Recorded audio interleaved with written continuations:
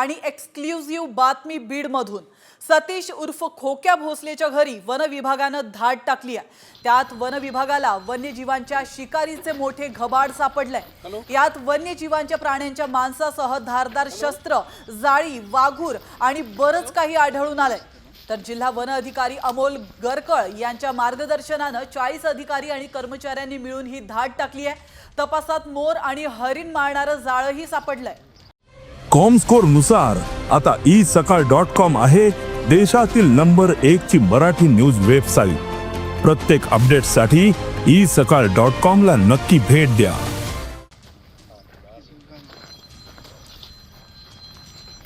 तर या सतीश भोसलेच्या घरी नेमकं वन विभागाला काय काय सापडलंय आपण पाहूयात ग्राफिक्सच्या माध्यमातून। सतीश उर्फ खोक्या भोसलेच्या घरी 30 वनाधिकाऱ्यांनी धाड टाकली। छाप्यात 3 कोयते आणि पिंजरे सापडले। मोर पकडण्याचं जाळं देखील या छाप्यामध्ये सापडलं।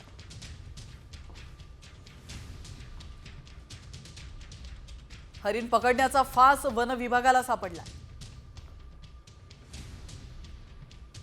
लोखंडी प्लेट, सुकं मांस देखील सापडलं। तर या सर्व प्रकारानंतर वनमंत्री गणेश नाईक ऍक्शन मोडवर आल्याचं पाहायला मिळत आहे। खोक्या सतीश भोसले दोषी आढळल्यास कारवाई करा असे आदेश अधिकाऱ्यांना त्यांनी दिले।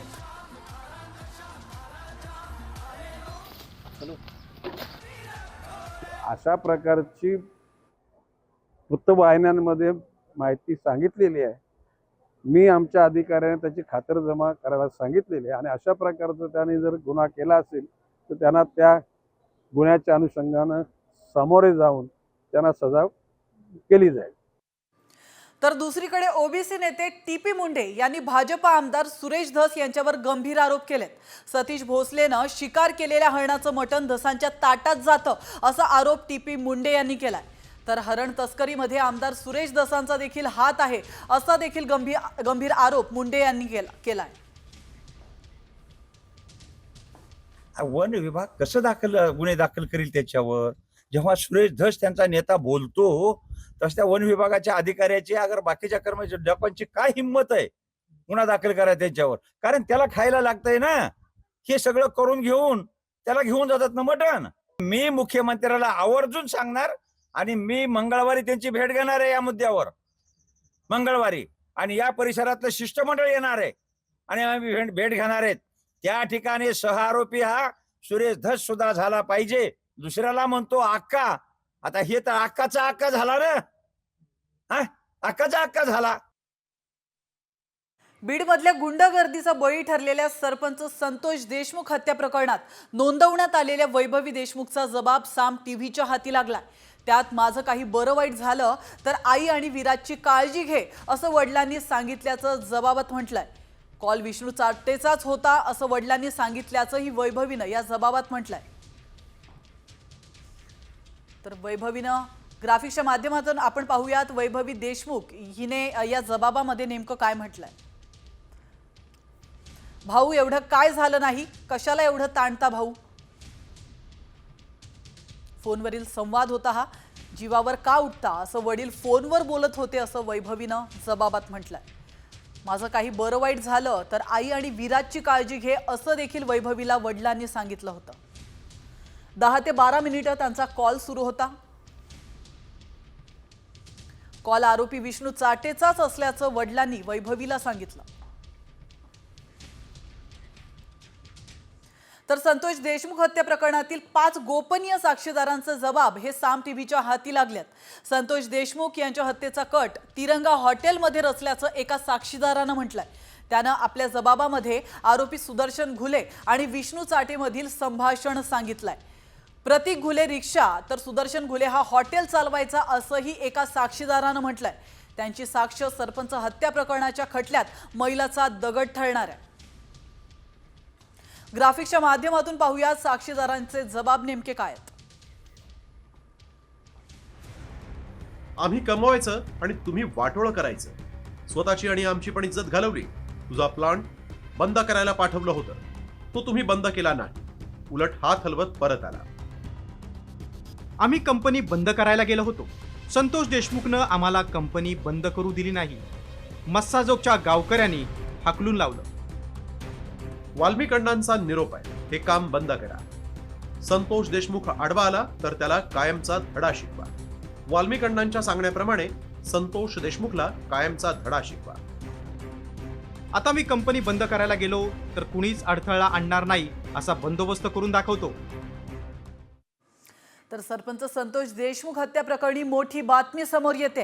हत्येसाठी वापरलेल्या हत्यारांची रेखाचित्र समोर आली आहेत. आपण या दृश्यांच्या माध्यमातून पाहू शकतो. पाईप, वायर लावलेली मूठ, गज, दांड्याची ही हत्यारं होती आणि त्या हत्यारांची आता रेखाचित्र समोर आली आहेत. SITच्या आरोपपत्रात 5 हत्यारांचा उल्लेख करण्यात आलाय आणि त्याची ही रेखाचित्र आहेत.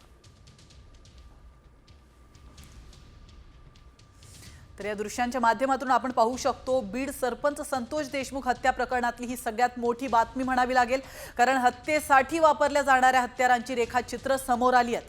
आरोपपत्रात पाईप, वायर लावलेली मूठ, गज आणि दांड्याची हत्यारांचा उल्लेख करण्यात आला.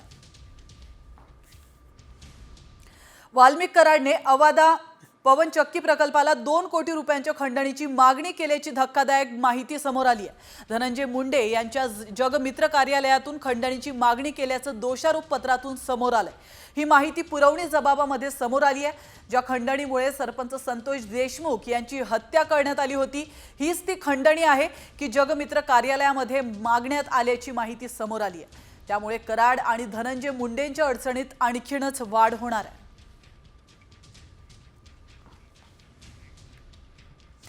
बीड जिल्ह्यात गुंडाराज सुरूच आहे. गरीब लोकांना भर दिवसा घरात घुसून मारहाण करतानाचा एक व्हिडिओ समोर आला. जिल्हा रुग्णालयातही सुरक्षा रक्षकाकडून तरुणाला मारहाण करण्यात आली आहे. तर पंकजा मुंडेंच्या कार्यकर्त्यांकडून ही मारहाण झाल्याचा आरोप होतोय. एकीकडे आपण 23 फेब्रुवारीची दृश्य बघतोय तर दुसरीकडे 3 मार्चची ही दृश्य आहेत. 23 फेब्रुवारीला जिल्हा रुग्णालयामध्ये गुंडांची दहशत आपण पाहतो. या ठिकाणी मारहाण करण्यात आली आहे. तर दुसरीकडे 3 मार्चला लोकांना भर दिवसा घरात घुसून मारण्यात येत आहे. आणि आता बीडमधून थेट जाऊया पुण्यामध्ये अतिशय चीड, संताप आणणारी घटना घडली आहे. आलिशान BMW गाडी रस्त्याच्या मधोमध थांबवून एका मद्यधुंद अवस्थेत असलेल्या तरुणानं रस्त्यातच महिलांसमोर अश्लील चाळे केलेत. तरुण आणि गाडीतील त्याचा मित्र दोघेही मद्यधुंद अवस्थेत होते आणि भरधाव गाडी चालवत वाघोलीच्या दिशेने ते निघून गेलेत. आज सकाळच्या सुमारास सिग्नलवर तरुणाचा हा अश्लील प्रकार एकानं मोबाईल कॅमेऱ्यामध्ये कैद केलाय. या प्रकारामुळे मोठा अनर्थ होण्याची देखील शक्यता होती, कारण ती गाडी रस्त्याच्या मधोमध उभी होती. मात्र स्थानिक लोकांनी या संदर्भात पोलिसांना आता माहिती देखील दिली आहे. आता पोलीस कसा तपास करतात हे पाहणं महत्त्वाचं आहे.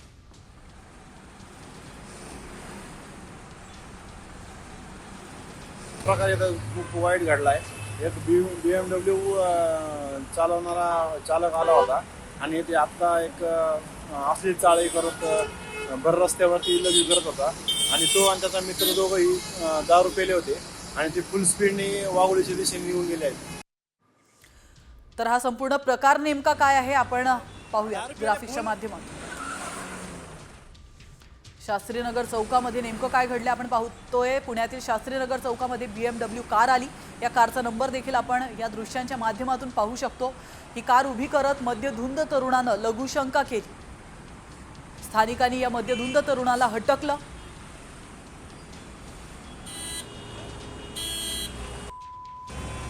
तरुणानं अश्लील हावभाव करून दाखवले. घटनेचा व्हिडिओ स्थानिकांनी काढलेला आहे त्यांच्या मोबाईलमध्ये. तर भरधाव वेगात तरुण मित्रासह फरार झाला आणि पोलिसांकडून आता त्याचा शोध सुरू आहे. आणि याच पुढे BMW अश्लील चाळे प्रकरणी एक महत्त्वाची अपडेट समोर येते. अहुजा बाप लेकाची गुन्हेगारी पार्श्वभूमी समोर आलेली आहे.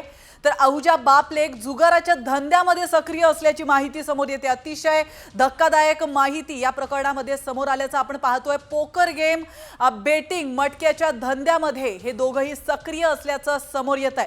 मनोज अहुजावर गुन्हा दाखल होऊन अटक देखील झालेली आहे. या क्षणाची अतिशय महत्त्वाची बातमी आपण पाहतोय. आज सकाळी 7:30 वाजता पुण्यामध्ये BMW मधून उतरलेल्या तरुणाने अश्लील चाळे केले होते। त्याचा हा व्हिडिओ सध्या व्हायरल होतोय आणि त्या पार्श्वभूमीवर एक महत्त्वाची अपडेट ती म्हणजे हे अहुजा बापलेग यांची गुन्हेगारी पार्श्वभूमी असल्याचं आता समोर आलंय। आणि या सगळ्या घटनेनंतर नंगा नाच करणाऱ्या मुलाच्या वडिलांनी प्रतिक्रिया दिली आहे। माझ्यावर जी काही कारवाई होईल ती मला मान्य आहे। तो माझा मुलगा असल्याची मला लाज वाटते। माझ्या मुलाने सिग्नलवर लघुशंका केलेली नसून माझ्या तोंडावर केली आहे अशी खंत या मुलाच्या वडिलांनीच बोलून दाखवली आहे। मनोज अहुजा असं या व्यक्तीचं नाव आहे।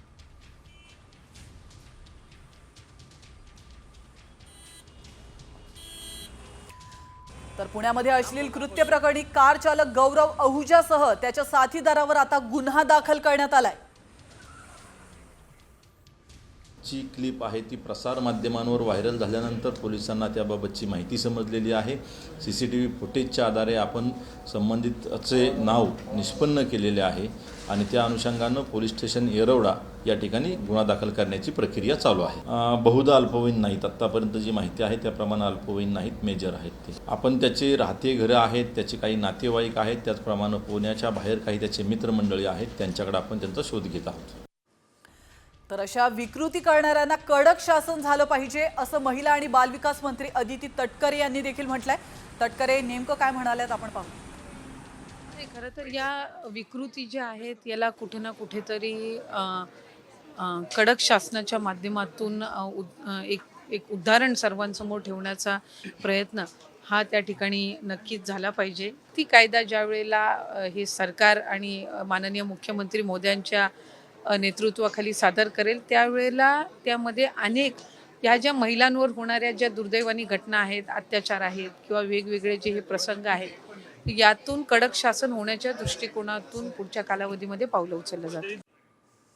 आणि आता पुढची धक्कादायक बातमी देखील पुण्यातूनच आहे। पुण्यामध्ये कायद्याचा धाक राहिला नाही का असा प्रश्न उपस्थित केला जातोय।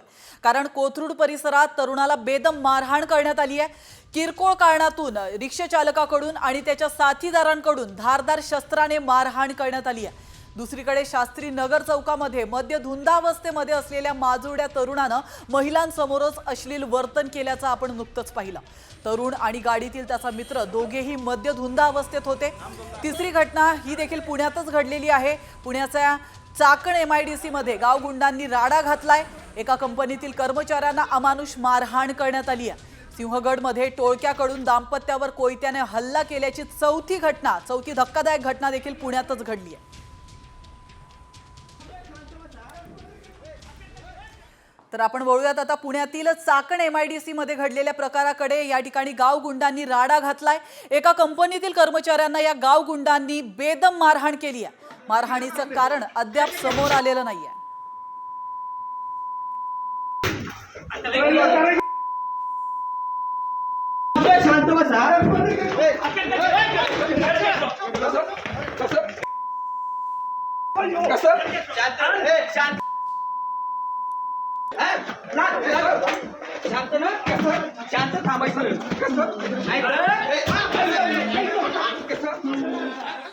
आणि आता तिसरी धक्कादायक बातमी देखील पुण्यातूनच। पुण्याच्या कोथरूड परिसरामध्ये तरुणाला बेदम मारहाण करण्यात आली आहे। किरकोळ वादातून रिक्षा चालकाकडून आणि त्याच्या साथीदारांकडून धारदार शस्त्रानं मारहाण करण्यात आल्याचं आपण या दृश्यांच्या माध्यमातून पाहू शकतो। या मारहाणीत तरुण गंभीर जखमी झालाय आणि ही संपूर्ण मारहाणीची घटना CCTV कॅमेऱ्यात कैद झाली आहे।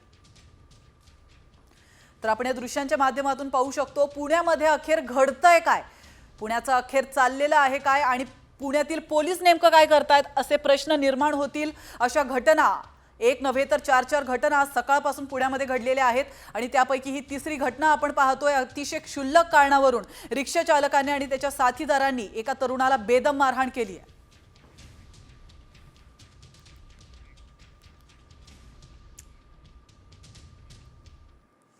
आणि आता पुण्यातील चौथी घटना आपण पाहतोय। सिंहगडमध्ये ही घटना घडलेली आहे। टोळक्याकडून दाम्पत्यावर कोयत्यानं हल्ला करण्यात आलाय। पुण्यातील सिंहगडमधील धक्कादायक घटना आपण पाहतोय। किरकोळ वादातून ही मारहाण झाली आहे। हल्ल्यामध्ये तरुण गंभीर जखमी झाल्याची माहिती मिळते आणि हल्ल्यातील तरुणावरती आता उपचार देखील सुरू आहेत। आणि वळूयात इतरही काही महत्त्वाच्या बातम्यांकडे. छावा चित्रपटानं संपूर्ण देशाला वेड लावल्याचं आपण पाहतोय. मध्य प्रदेशच्या बुरहानपूरमध्येही लोक वेडे झालेत. मात्र ते खजिन्यासाठी. चित्रपट पाहून बुरहानपूरमधल्या असीरगड या ठिकाणी नागरिकांना 1-2 नव्हे तर तब्बल 100 खड्डे खोदण्यात आले. टॉर्च लावून शेतामध्ये शोध घेत असल्याचा हा व्हिडिओ समोर आलाय. छावा चित्रपटात बुरहानपूर हा मुघलांचा खजिना असल्याचं म्हटलंय. तर या ठिकाणी मुघलांनी सोन्या चांदीची नाणी तयार केल्याचा इतिहास सांगितला जातोय.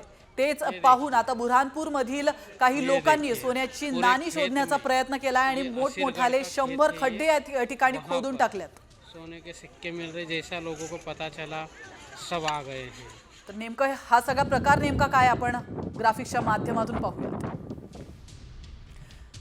तर इंदूर ते हैदराबाद राष्ट्रीय महामार्ग तयार करण्यासाठी खोदकाम सुरू आहे. 3 महिन्यांपूर्वी इथे शेतामध्ये नाणी सापडल्याची अफवा पसरली होती. छावा चित्रपट प्रदर्शित झाला आणि त्यात देखील मुघलांचा खजिना ठेवण्यात आल्याचा उल्लेख करण्यात आलाय. तेव्हापासून खजिन्यासाठी खोदणाऱ्यांची संख्या ही वाढत चालली आहे. बुरहानपूरमध्ये असीरगड किल्ल्याजवळ 100 शेतांमध्ये खड्डे खोदले गेले.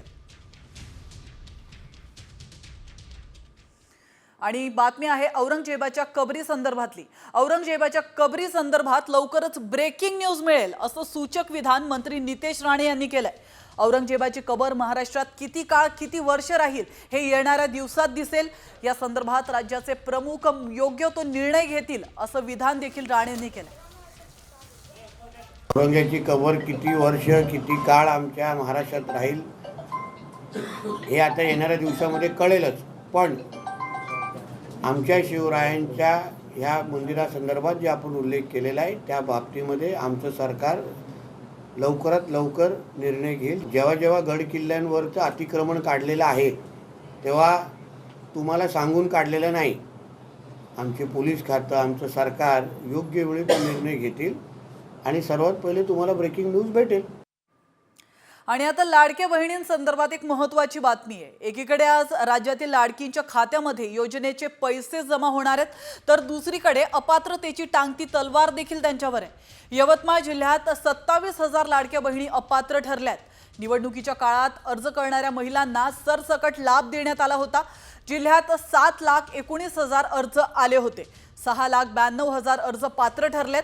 मात्र आता कागदपत्रांच्या पडताळणीमध्ये अपात्र लाडक्या बहिणींचा आकडा वाढत चाललेला आहे आणि 27,317 वर हा आकडा जाऊन पोहोचला.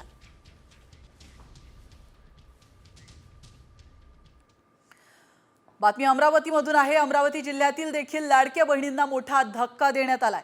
मुख्यमंत्री माझी लाडकी बहीण योजनेत तब्बल 22,068 बहिणी अपात्र ठरल्यात, तर 35 महिलांनी स्वतःहून योजनेचा लाभ सोडलाय. दरम्यान अमरावती जिल्ह्यात 6,98,536 महिला या पात्र ठरल्यात.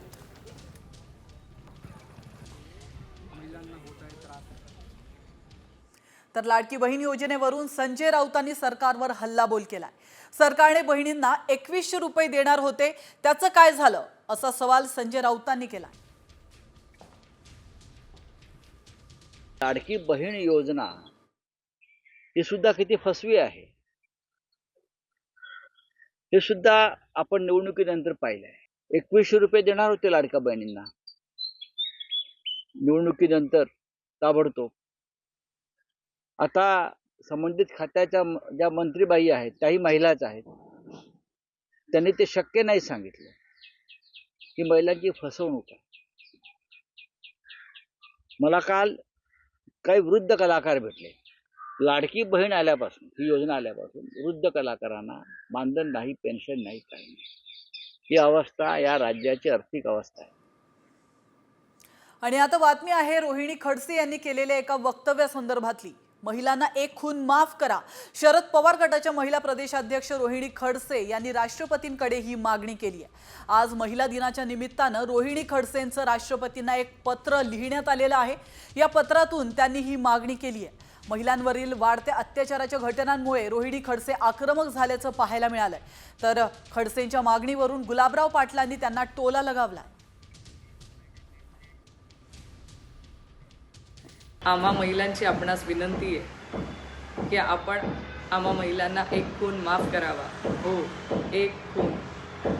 आम्हाला खून करायचा आहे ह्या अत्याचारी मानसिकतेचा, ह्या बलात्कारी प्रवृत्तीचा आणि ह्या निष्क्रिय असलेल्या न्यायव्यवस्थेचा आमचा समाज सुधारण्यासाठी आम्ही मागे का राहावं? आम्हा महिलांची आपणाकडून अपेक्षा आहे की आपण हा एक खून आम्हाला माफ कराल. वहिनी खडसे यांनी म्हटलं आहे की आम्हाला एक खून माफ करण्याची हे द्यावी, परवानगी द्यावी, राष्ट्रपतींकडे मागणी केली त्यांनी. मला काय माहित नाही कोणाचा करताय खून, त्यांचं नाव सांगावं. आणि आता एक राजकीय बातमी आहे. बातमी राहुल गांधींनी नेत्यांना दिलेल्या इशाऱ्याची आहे. भाजपसाठी काम करणाऱ्या नेत्यांना पक्षाबाहेर काढणार असा इशाराच राहुल गांधी यांनी दिलाय. राहुल गांधी गुजरातच्या दौऱ्यावर आहेत. यावेळी त्यांनी पक्षाच्या बैठकीत भाजपला मदत करणाऱ्या नेत्यांवर रोष व्यक्त केलाय. अगर हमें रिश्ता बनाना है तो हमें 2 काम करने हैं. पहला काम, ये जो 2 ग्रुप्स हैं इनको अलग करना है सीधा. अगर हमें सख्त कार्रवाई करनी पड़ी, 10, 15, 20, 30, 40 लोगों को निकालना पड़ा, निकाल देना चाहिए. बीजेपी के लिए अंदर से काम कर रहे हो, चलो जाके देखते हैं, बाहर से काम करो.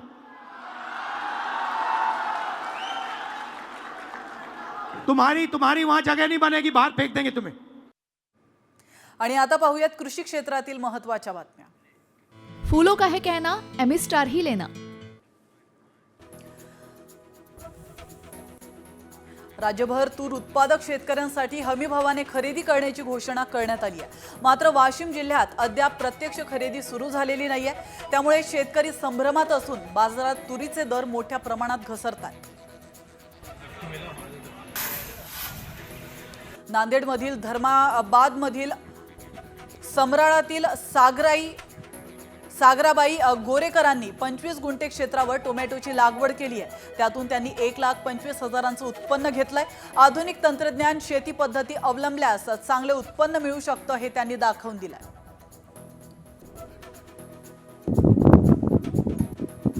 नांदेडच्या आडत बाजारपेठेत हरभऱ्याची आवक वाढली आहे. दरवर्षीच्या तुलनेत यावर्षी चांगला भाव मिळतोय. त्यामुळे शेतकऱ्यांकडून समाधान व्यक्त केलं जात आहे. दरम्यान बाजार समितीत हरभऱ्याला 5,900 रुपये प्रति क्विंटल भाव मिळतोय. बातमी यवतमाळमधून. यवतमाळमध्ये हमी केंद्रावर तुरीला 7,000 प्रति क्विंटल तर खुल्या बाजारात 7,300 रुपये दर मिळतोय. यामध्ये केवळ 200 रुपयांची तफावत आहे. यामुळे शेतकऱ्यांना शेतमाल खुल्या बाजारामध्ये विकावा लागतोय. शेतमाल खुल्या बाजारात खरेदी होत असल्याने शेतकऱ्यांनी नाफेडच्या हमी केंद्राकडे पाठ फिरवली.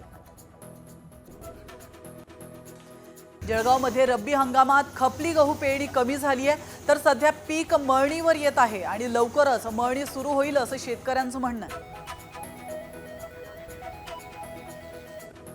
बातमी नांदेडमधून. नांदेडमधील नायगावात एका प्रयोगशील शेतकऱ्याने शेवगा लागवडीचा प्रयोग यशस्वी करून दाखवला. यावेळी त्याला 2.25 लाखांचा नफा मिळालाय. दत्तात्रय नकाते असं या शेतकऱ्याचं नाव असून त्यांनी तरुण शेतकऱ्यांपुढे आदर्श निर्माण केला. नाशिकच्या निफाडमधील रानवडमध्ये एका शेतकऱ्याने केशर आंब्याची शेती केली आहे. अस्मानी आणि सुलतानी संकटांमुळे द्राक्षाला हवं तसं उत्पन्न मिळत नव्हतं. त्यामुळे 6 एकरवरील द्राक्ष बागेवर कुऱ्हाड त्याने चालवली आहे आणि 5,000 झाडांची लागवड केली आहे. नाशिकमध्ये द्राक्ष हंगाम अंतिम टप्प्यात आल्याचं पाहायला मिळतंय. उन्हाची तीव्रता ही अधिकच वाढल्याने स्थानिक बाजारपेठेमध्ये द्राक्षांची मागणी वाढली आहे. तर द्राक्षांची किरकोळ विक्री 80 ते 100 रुपये किलो प्रमाणे होते. संभाजीनगरमध्ये उन्हामुळे मोसंबीवर मंगू रोगाचा प्रादुर्भाव पाहायला मिळतोय. त्यावर काळे चट्टे पडत असल्याने चांगल्या दर्जाच्या मोसंबीच्या तुलनेत टनामागे या मोसंबीचा दर हा 8,000 रुपयांनी घसरला. हापूसच्या तब्बल 9,000 पेट्या वाशी बाजारामध्ये दाखल झाल्यात. हवामानात सातत्याने होत असलेल्या बदलांमुळे यावर्षी हापूसचं प्रमाण खूप कमी झालंय. गेल्या वर्षी 35,000 ते 40,000 पेटी आंबा विक्रीला येत होता. यावर्षी आंबा उत्पादन अत्यल्प असल्यामुळे बाजारामध्ये पेट्या विक्रीला पाठवण्याचं प्रमाण देखील कमी झालंय.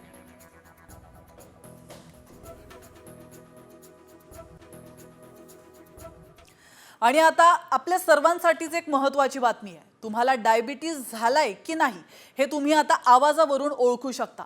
कारण तसा एक मेसेज व्हायरल होतोय आणि यामध्ये दावा करण्यात आलाय 25 सेकंद आवाज रेकॉर्ड केल्यानंतर तुम्हाला डायबिटीज आहे का हे आता तुम्हाला कळू शकणार आहे. मात्र या दाव्यात तथ्य आहे का याची आम्ही पडताळणी केली आणि त्यावेळी काय सत्य समोर आलं तुम्हीच पहा. आवाजावरून कळणार डायबिटीज. फक्त 25 सेकंदात डायबिटीजचं निदान. व्हायरल मेसेज मागचं सत्य काय?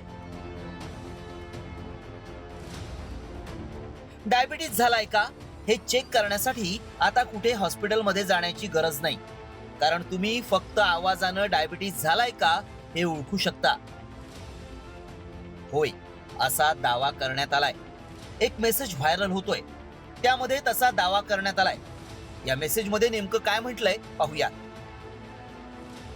आता फक्त 25 सेकंदाचा आवाज रेकॉर्डिंग केल्यामुळं एखाद्या व्यक्तीला टाईप 2 डायबिटीस आहे की नाही हे ओळखणं शक्य असणार आहे. हा मेसेज व्हायरल होतोय, मात्र आवाजानं डायबिटीस कसं ओळखायचं हे नक्की आहे तरी काय याची सत्यता जाणून घेणं गरजेचं आहे. कारण डायबिटीसचे रुग्ण घराघरात आढळतात आणि फक्त आवाजानं डायबिटीस कसं कळणार हे अतिशय महत्वाचं आहे. त्यामुळे आमच्या टीमनं याबाबत अधिक माहिती मिळवली. त्यावेळी हे AI तंत्रज्ञानामुळे शक्य असल्याचं समोर आलंय. टाईप 2 डायबिटीज मध्ये फुफ्फुस, स्नायू, शरीरातील नसा प्रभावित होतात. चाचणीत 607 लोकांच्या आवाजाची रेकॉर्डिंग करण्यात आली. या लोकांना 25 सेकंदांसाठी एक विशेष मेसेज वाचायला देण्यात आला. आवाज रेकॉर्ड करण्यात आला. AI मुळे डायबिटीज झाल्याचं कळलं. लक्झेंबर्ग इन्स्टिट्यूट ऑफ हेल्थच्या संशोधकांनी हे तंत्रज्ञान विकसित केलंय. मात्र हे भारतात शक्य आहे का यावर एक्सपर्टचं काय मत आहे पाहूयात. आणि त्यातलाच हा एक प्रकार मला दिसतो की आवाजामधनं तुम्हाला हे कळू शकतं का. अर्थातच जेव्हा तुम्ही या पद्धतीच्या गोष्टी बोलत असता तेव्हा सायन्सला त्याची स्पेसिफिसिटी आणि सेन्सिटिव्हिटी लागते. म्हणजे जर ती गोष्ट 1000 लोकांमध्ये सत्य असेल तर ती इथल्याच नाही, जगाच्या पाठीवरच्या कुठल्याही 1000 लोकांमध्ये सत्य ठरली तर त्याला वैज्ञानिक सत्य म्हणण्यात येतं. रक्तातून, लघवीतून शुगर आहे का हे कळतं. आपल्या अश्रूतून, घामातून डायबिटीस कळू शकतो का यावरही सध्या भारतात संशोधन सुरू आहे. मात्र लक्झेंबर्गमध्ये हे संशोधन सिद्ध झालंय. त्यामुळे AIच्या माध्यमातून आवाजानं डायबिटीस ओळखणं शक्य असल्याचा दावा आमच्या पडताळणीत सत्य ठरलाय. ब्युरो रिपोर्ट, साम TV न्यूज.